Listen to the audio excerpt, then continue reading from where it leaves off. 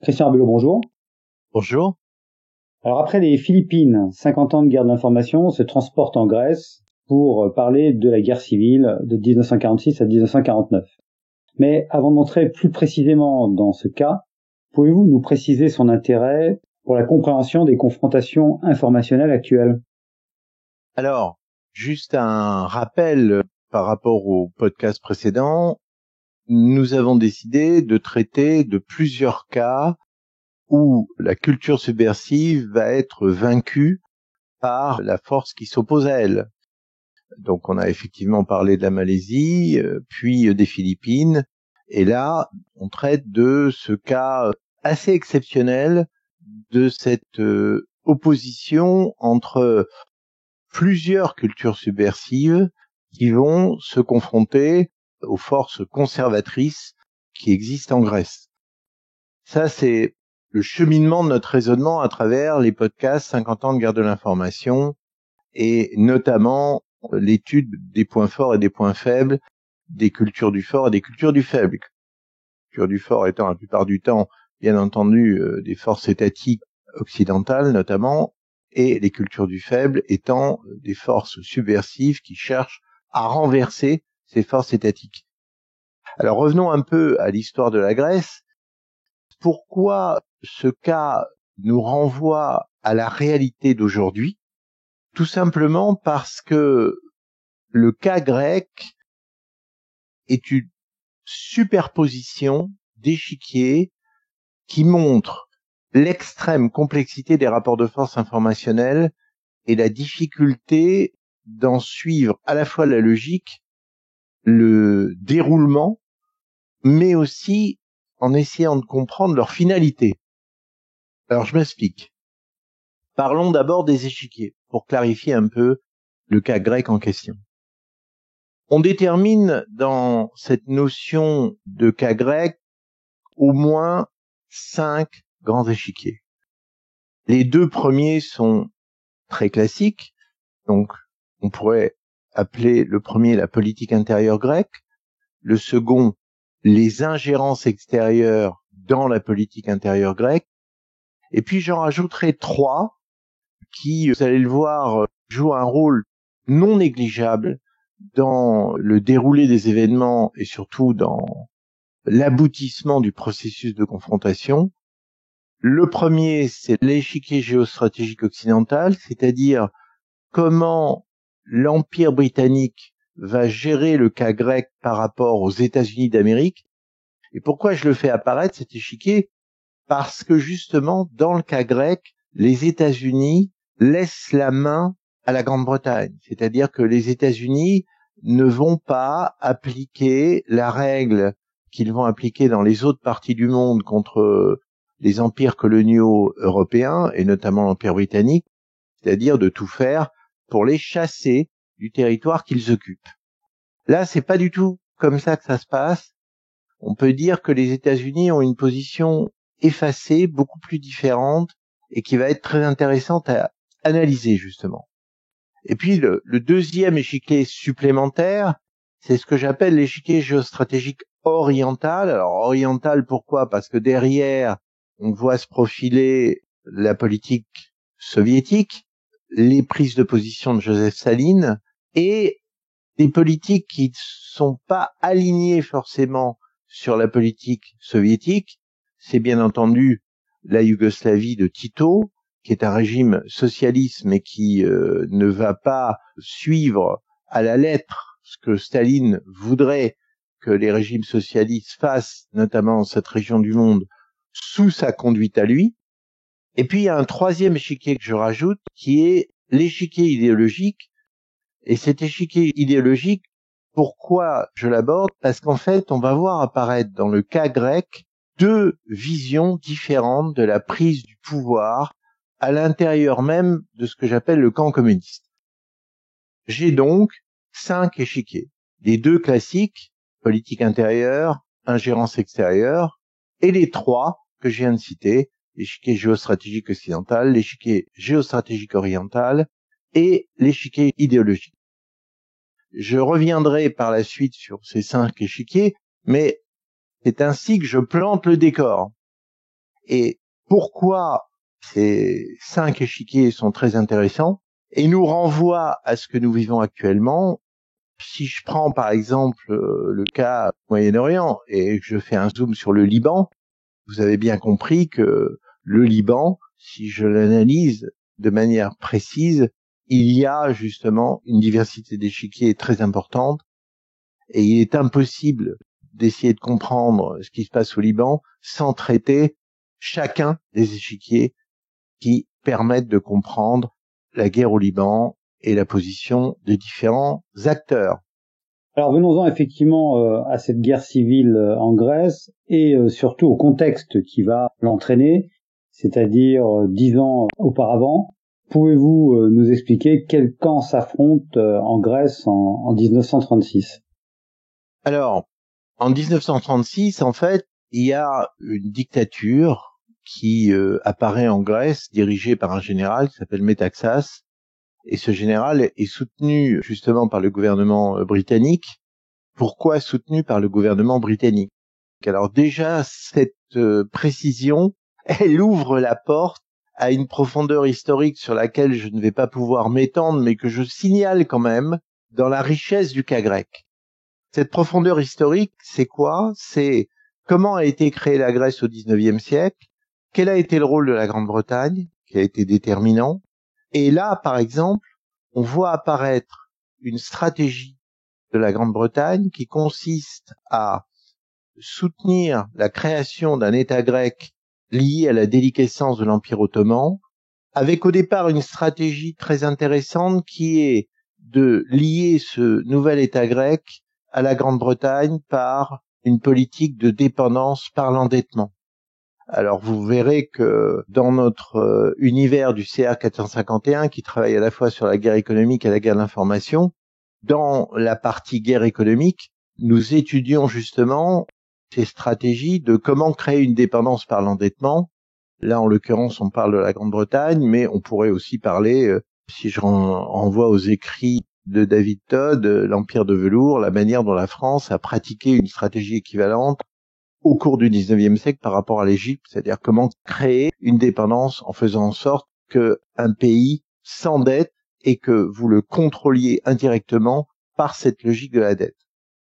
Je ferme la parenthèse, mais cette parenthèse n'est pas anodine, c'est-à-dire qu'elle montre dès le départ que la Grande-Bretagne, dès le 19e siècle, va avoir un regard acéré sur cette zone géographique, sur la Grèce en particulier, va suivre le cas grec en fonction de l'évolution et de l'affaiblissement de l'Empire ottoman, en fonction de la manière dont l'Empire britannique regarde avec beaucoup de précision la position de l'Empire tsariste et sa volonté d'accéder aux mers chaudes. Donc on voit là déjà une complexité bien particulière et l'évolution du cas grec sous la surveillance très attentive de la Grande-Bretagne se poursuit avec ce qu'on a appelé les accords de 1913, le fait que la Grande-Bretagne autorise la Grèce à avoir plus de territoire que prévu pour compenser justement cette évolution et ce dépérissement de l'Empire ottoman. Et d'étape en étape, je n'entrerai pas dans le détail, on en arrive justement à cette année 36, durcissement de la vie politique intérieure grecque avec cette dictature et le soutien très fort de la Grande-Bretagne, car la Grande-Bretagne est d'autant plus engagée dans la zone qu'il y a d'une part ses intérêts concernant le canal de Suez, donc zone Balkan allant jusqu'à l'Égypte, et les enjeux géoéconomiques très importants liés à la circulation maritime qui passe par le canal de Suez jusqu'à ce qu'on a appelé la route de l'Empire des Indes. Donc il y a là un concentré d'enjeux à la fois géostratégiques et géoéconomiques qui font que le positionnement même de la Grèce joue un rôle très très particulier dans la vision que l'Empire britannique a de ses propres intérêts et de la manière de gérer ses propres intérêts. Alors, ce soutien britannique à cette dictature il est important puisque lorsque va se déclencher la Seconde Guerre mondiale, que se passe-t-il en Grèce? On va voir un épisode particulier, à savoir que les troupes italiennes, sous les ordres de Mussolini, vont décider de partir à l'assaut de l'armée grecque sur une partie du territoire grec. Ça va très très mal se passer. Je résume, je ne peux pas rentrer dans le détail, je n'en ai pas le temps. Mais ça va très très mal se passer pour l'armée italienne, et ce qui oblige en fait Hitler à masser des troupes en Bulgarie pour les faire arriver en Grèce afin de contrer l'offensive de l'armée grecque d'une part, mais surtout de l'armée britannique qui soutient l'armée grecque contre la tentative d'invasion mussolinienne, enfin des troupes italiennes sous les ordres de Mussolini, et bien entendu du soutien que va apporter Hitler à cette offensive ratée de Mussolini, ce qui l'oblige donc à changer complètement ses cartes avant de déclencher la guerre contre l'Union soviétique quelques mois plus tard. Donc c'est très important. Pourquoi cette phase-là? Parce que dans la politique intérieure grecque, donc sur le premier échiquier intérieur, il est fait état de trahisons de généraux grecs qui sont favorables à l'Axe. C'est-à-dire que lorsque Hitler envoie un corps expéditionnaire, à peu près de 100 000 hommes, pour contrer les Britanniques et la petite armée grecque qui résiste aux Italiens et qui va résister aussi aux Allemands, là, au sein même de cette armée grecque, il y a des divisions. Et il y a des divisions qui se manifestent justement par la trahison de certains généraux. De quelle division s'agit-il? Alors, cette situation-là, sur l'échiquier intérieur, qu'est-ce qu'elle provoque? Elle provoque, bien entendu, l'apparition de deux forces. D'une part, ceux qui vont décider de résister à, d'une part, les Italiens, d'autre part, les Allemands, mais aussi, il y a une troisième force qui entre dans cette coalition des forces de l'Axe et les Bulgares, donc à une occupation étrangère du territoire grec par des forces fascistes, nazis et d'extrême droite bulgares. Et là, la résistance, qu'est-ce qui va lui donner une véritable impulsion? C'est le Parti communiste grec. Alors le Parti communiste grec, qui n'était pas un parti très puissant, ça représentait à peu près 10% de l'électorat, mais c'est un parti sous les ordres de Moscou, et ce parti, il va créer très logiquement une coalition, un Front National de Libération, on va appeler EAM, et avec un bras armé qu'on appellera l'ELAS, l'Armée populaire grecque de libération. Donc on a cette force qui va être prédominante. C'est-à-dire la résistance grecque, elle va être d'abord dominée par l'élan que le Parti communiste va lui donner. Mais, c'est là où on entre dans la complexité du premier échiquier. Vous vous doutez bien que les Britanniques ne vont pas laisser ce champ libre à la résistance communiste. Ils vont créer et ils vont tout faire pour créer une autre résistance qui va avoir elle aussi une aile politique et une aile militaire. Et cette aile politique, c'est donc une aile qui au départ est assez confuse puisque il est très difficile pour les Britanniques de faire apparaître une représentation de la monarchie grecque, puisqu'il y a eu un gouvernement en exil, ça c'est un point très important, qui se réfugie à Londres.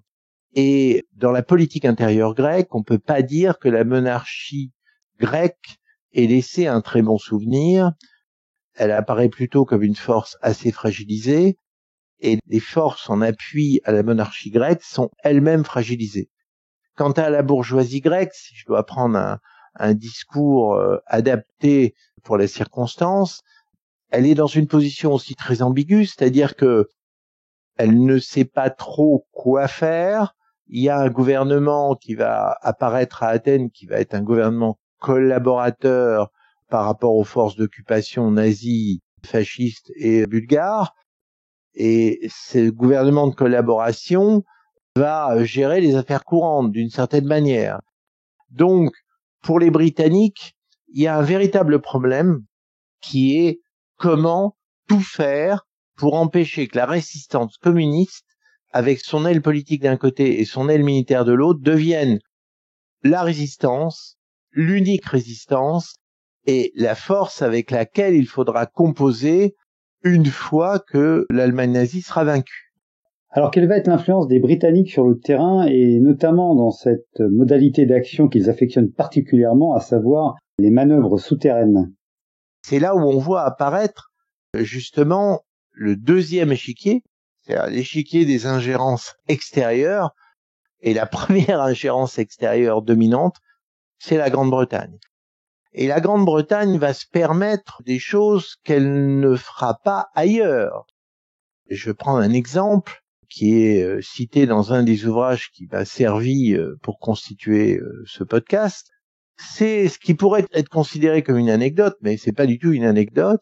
C'est-à-dire qu'il y a un officier britannique, qui s'appelle Stott, qui fait partie de la mission militaire alliée, qui travaille justement sur la Grèce pour préparer le terrain à une future reconquête de la Grèce et une libération de la Grèce. Donc reconquête, ça veut dire débarquement de troupes britanniques qui ont dû se replier, en Crète, qui ont ensuite été battus en Crète, donc qui ont dû encore se replier au-delà de la Crète.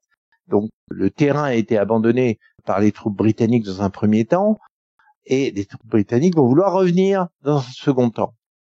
Et pour ça, vous vous doutez bien que il y a des mouvements de structures de renseignement, de structures du SOE, de structures politico-militaires qui vont dialoguer justement avec ce qui reste localement comme force de contact.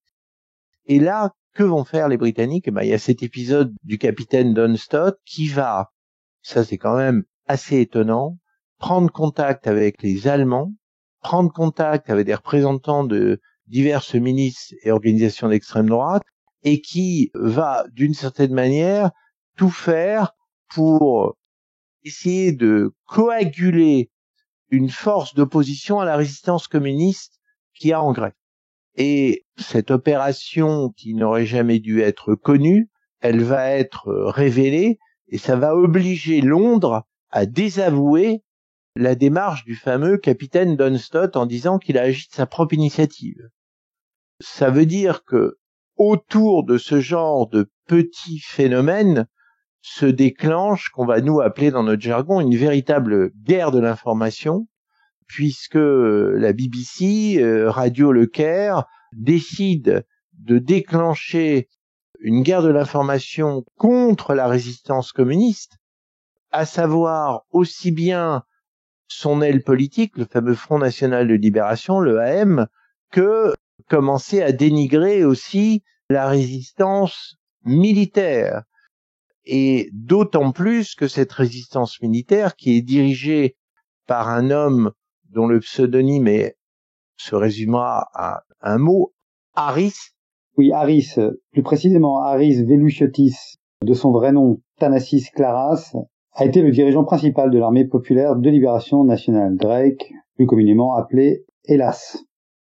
Cet homme a toujours été hyper méfiant par rapport à la position des Britanniques, et on peut dire à juste titre, dans la mesure où les Britanniques, comme je l'ai dit précédemment, ne veulent en aucun cas que la résistance communiste ne prenne le pouvoir après l'effondrement du régime nazi, si il se produit.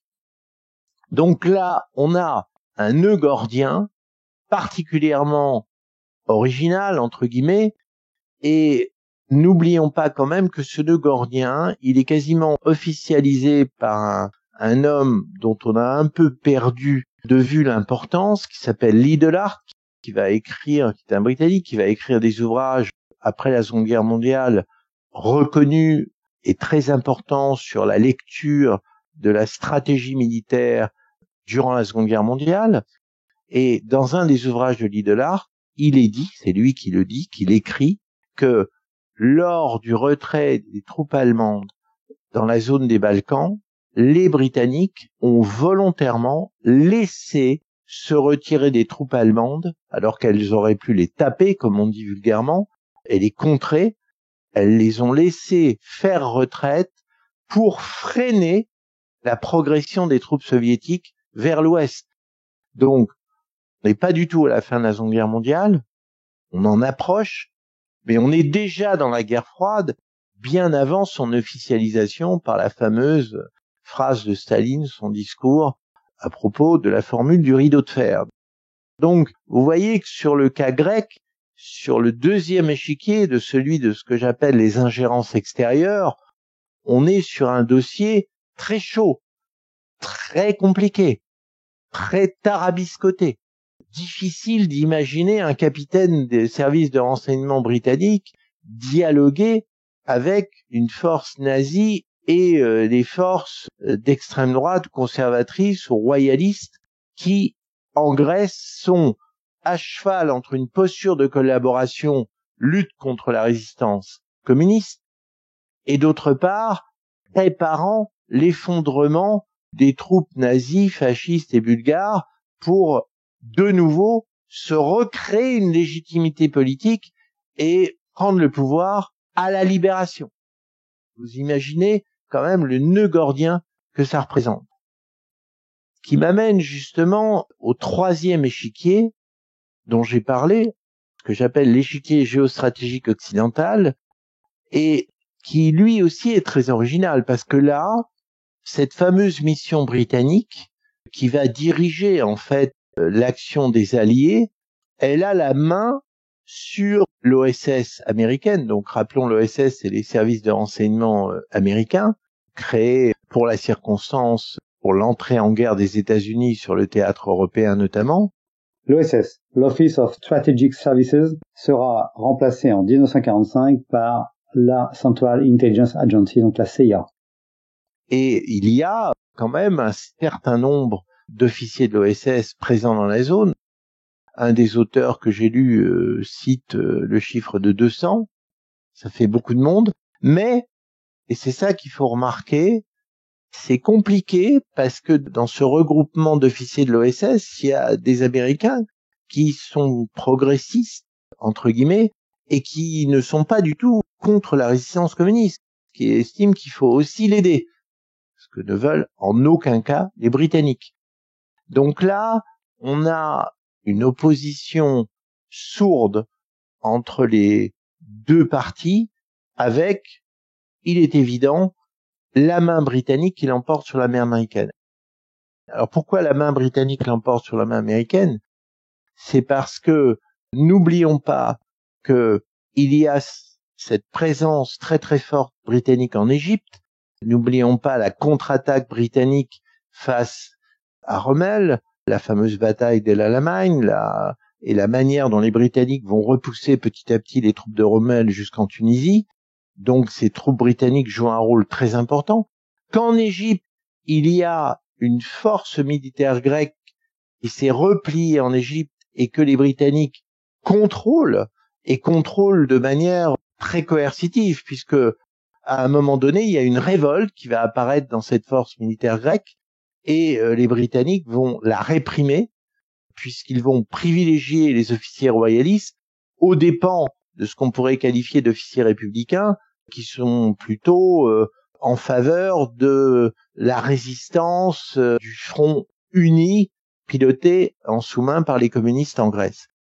Donc, vous voyez, ça c'est un deuxième nœud gordien, et non des moindres, c'est comment les Britanniques tiennent à distance les Américains, marquent le terrain sur le plan militaire, y compris par un contrôle excessivement précis de la force militaire grecque qui un jour ou l'autre va revenir dans la danse, comme on dit, puisque lorsque les troupes allemandes, les troupes italiennes et les troupes bulgares quitteront la Grèce, ça sera la période de la libération, de la reconquête. Et il est très important pour les Britanniques que cette force militaire grecque qui est positionnée donc en Égypte ne bascule pas dans le camp communiste. De cet échiquier-là, donc, que le troisième, l'échiquier géostratégique occidental, n'est pas du tout anodin dans l'évolution des événements. Et là, ça m'amène justement à me rapprocher de la guerre civile proprement dite et de l'année 46. Alors justement, Christian Arbelot, comment se déclenche cette guerre civile en Grèce? Alors d'abord, bien entendu, elle se déclenche avant même le départ des troupes allemandes, l'effondrement des troupes italiennes suite à l'arrestation de Mussolini et l'évacuation des Bulgares. Il y a déjà des affrontements armés entre la résistance communiste d'une part et la résistance pilotée par les monarchistes d'autre part, mais aussi par des nationalistes qui sont anticommunistes. Donc on a déjà cette série d'épisodes avec tout ce que vous pouvez imaginer comme catastrophe, c'est-à-dire les exactions dans les villages. Là, on a un air de guerre d'Espagne dans la guerre civile grecque avant même la libération. C'est-à-dire toute cette guérilla, notamment sur le relief grec. Alors n'oubliez pas que la Grèce, c'est quand même beaucoup d'îles, c'est des zones assez compliquées au niveau des zones non urbaines, enfin, ce qui permet des marges de manœuvre assez importantes pour des forces de guérilla, et notamment pour les forces de guérilla communistes qui, au pic de leur puissance, représenteront quand même quelques dizaines de milliers d'hommes. Et en face, c'est pas simple. En face des forces monarchistes ou nationalistes, soit elles essaient de se concentrer dans les villes, soit elles sont dans cette posture hybride où les forces qui collaborent avec notamment ces structures particulières qui sont ces fameux bataillons chargés de combattre le communisme sur le territoire grec, on a là un espèce de mélange qui n'est pas du tout évident et sur lequel se plaque, comme je l'ai précisé tout à l'heure, la guerre de l'information, c'est-à-dire il y a par exemple des journaux ultranationalistes qui font une propagande ouverte en faveur du roi pour le retour du roi réfugié à Londres, et cela, bien entendu, ils sont indirectement soutenus par les Britanniques. Ces journaux ultranationalistes désignent l'aile politique de la résistance communiste comme l'ennemi en montrant très clairement la menace que ça représente et que derrière les beaux slogans de libération nationale se cache l'envie de s'emparer du pouvoir et de livrer le pays aux Bulgares, justement. C'est-à-dire on joue en plus sur les vieilles traces des guerres balkaniques. Je n'ai pas le temps non plus de rentrer dans cette seconde porte ouverte sur une profondeur historique qui est passionnante à analyser d'ailleurs. Mais tout ça se mélange et ça m'amène justement à la fameuse année 1946 où là, le nazisme est vaincu, le fascisme italien l'est aussi depuis plusieurs années, les Bulgares ont dû se replier et on est dans une situation qui est la suivante, c'est-à-dire les troupes britanniques reviennent en Grèce, donc il y a un contingent britannique. Face à elles, elles ont une résistance communiste qui, dans un premier temps, peut s'appuyer sur un appui extérieur qui est à la fois yougoslave, puisque les troupes de Tito occupent désormais la Yougoslavie et ont créé d'une certaine manière un régime socialiste, mais il y a aussi autour des forces communistes bulgares, albanaises, il y a même des forces communistes repliées dans ces zones, notamment des Polonais, etc. Et toutes ces forces-là, dans un premier temps, dans ce qu'on appelle l'euphorie de la victoire, viennent en appui à la résistance communiste. Mais, c'est là qu'on voit apparaître le quatrième échiquier, l'échiquier géostratégique oriental, et cet échiquier géostratégique oriental, il s'exprime par quoi? Par des conséquences du traité d'Yalta, par la division du monde en deux blocs, par le fait que Staline accepte de faire la concession suivante, c'est-à-dire la Grèce ne deviendra pas un régime socialiste, ce qui veut dire que Staline laisse la Grèce au camp occidental.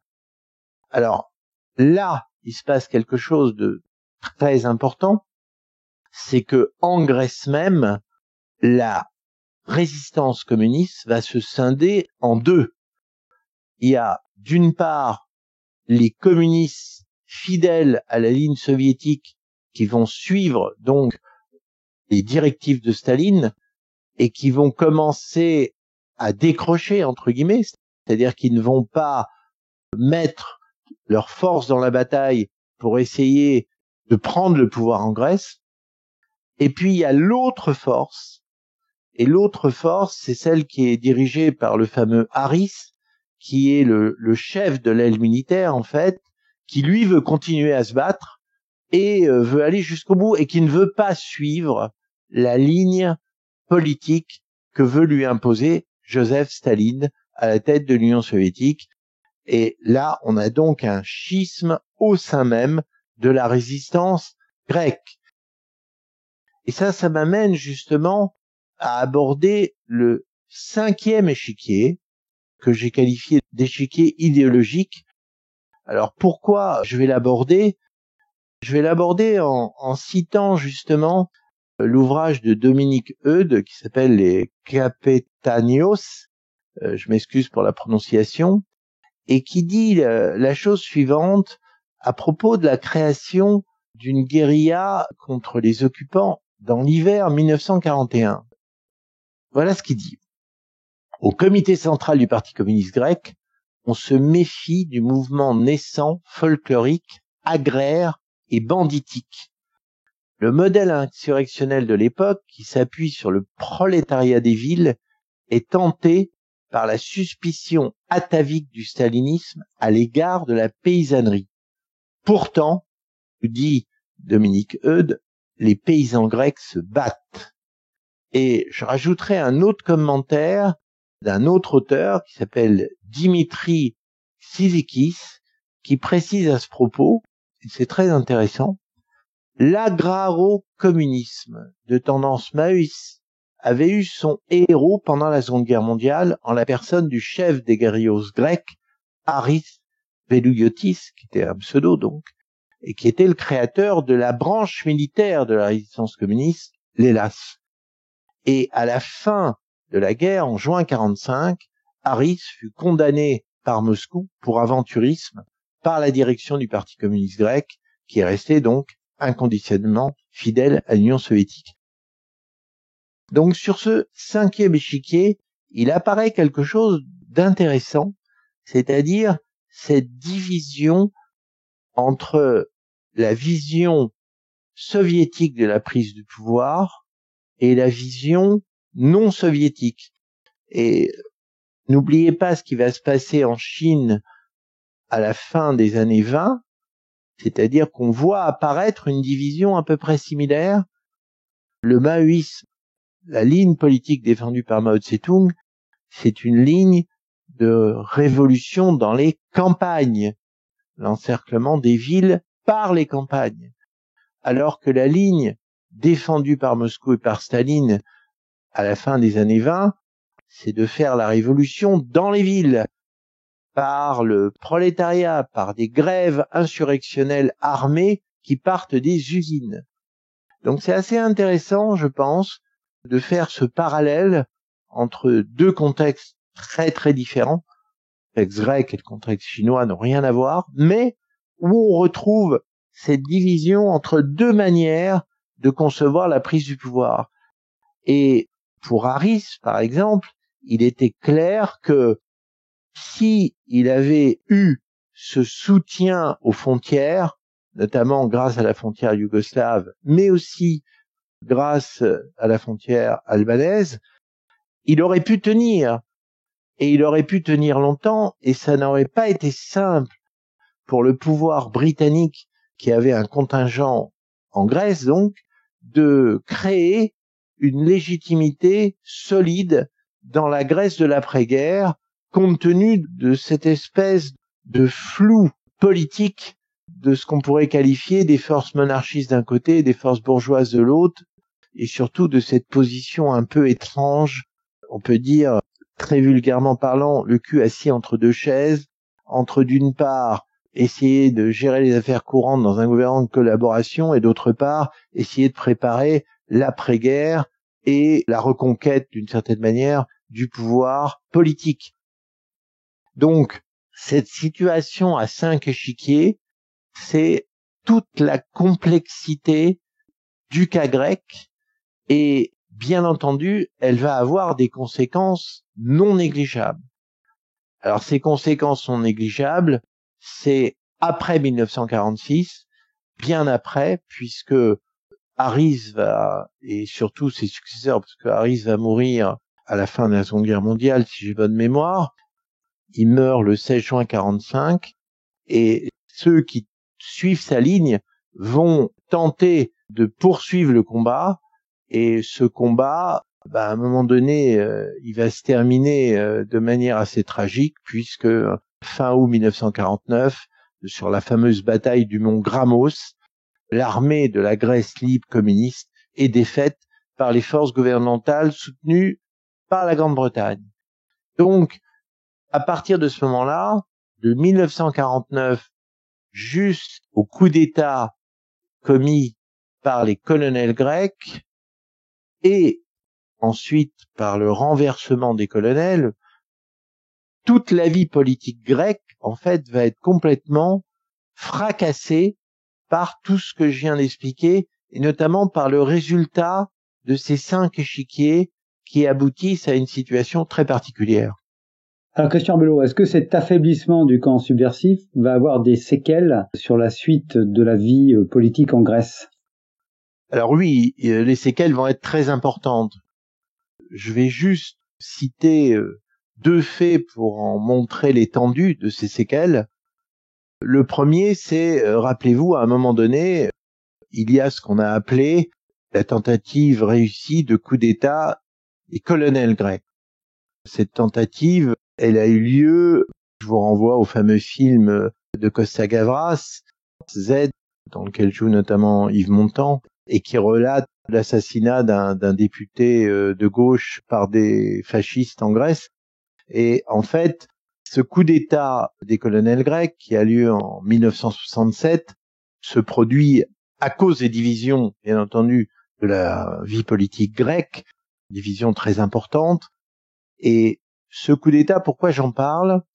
Parce que les colonels grecs vont se maintenir quelques années au pouvoir et ils vont devoir quitter le pouvoir suite à un scandale, c'est-à-dire quand la Turquie mène une action militaire contre la Grèce, notamment en débarquant sur l'île de Chypre pour en occuper une partie, on découvre subitement que l'armée des colonels n'a pas été à la hauteur, il y a des scandales énormes qui sont révélés, et tout part en lambeaux, le régime s'effondre, le régime des colonels, et donc, à ce moment-là, autour de l'année 74 notamment, une année pivot très très importante, on s'attend à ce que la gauche grecque reprenne du poil de la bête, même redevienne d'une certaine manière la force principale qui peut gouverner le pays.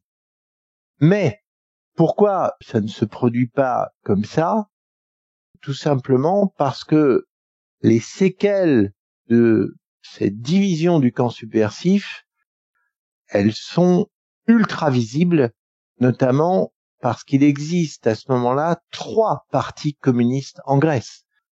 Il y a le parti communiste dit de l'extérieur, qui est resté complètement aligné sur la position de Moscou. Il y a le parti communiste dit de l'intérieur, qui, lui, essaie d'impulser un esprit de renouveau et qui veut prendre ses distances avec Moscou et qui cherche une voie grecque du socialisme. Et puis, il y a une scission de ce parti communiste de l'intérieur qui a donné lieu à la création d'un groupe maoïste avant 67. Donc on a 3 partis communistes. En plus, et ça moi j'ai pu le voir en allant plusieurs fois en Grèce durant cette période, il y a l'apparition d'un certain nombre de groupes d'extrême gauche, de différentes tendances, qui ont le vent en poupe à ce moment-là parce que il y a eu la révolte de l'école polytechnique à Athènes, qui est un peu le point de focalisation du démarrage de l'effondrement du régime des colonels. Et ce que j'ai pu constater, moi, en allant sur le terrain, c'est que il était totalement impossible pour ces différentes forces, qu'elles soient communistes, qu'elles soient d'extrême gauche, et qui plus est, ce qui va devenir la force du PASOK, du parti de Papandréou, une sorte de parti socialiste à la grecque, d'unifier l'ensemble de ces différentes structures pour arriver à une proposition politique pertinente et durable. Et ça, c'est le résultat de la confrontation des 5 échiquiers dont j'ai parlé et de l'usure irréversible de cette dynamique subversive qui n'a pas survécu à ces ruptures internes. Et notamment, quand j'étais en Grèce au milieu des années 70, je me rendais compte du mythe que représentait encore Harris, qui était encore le personnage dont la gauche ou l'extrême gauche grecque gardait un souvenir de martyr, comme on peut l'imaginer. Et en face, c'était surtout un monde de plus en plus politicien au mauvais sens du terme, avec des fractures de fossilisation de la lecture idéologique du communisme, et même ceux qui essayaient de s'en extraire n'arrivaient pas à construire une véritable légitimité.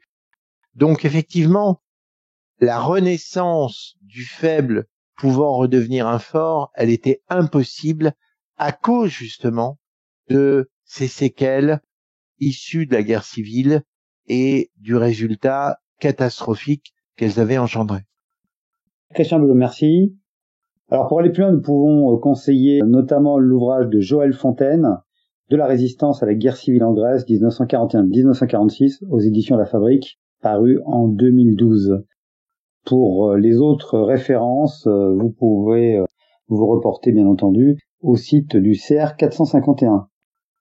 Après la Grèce, nous aborderons dans notre prochain podcast la question fondamentale de la mémoire opérationnelle dans la guerre de l'information.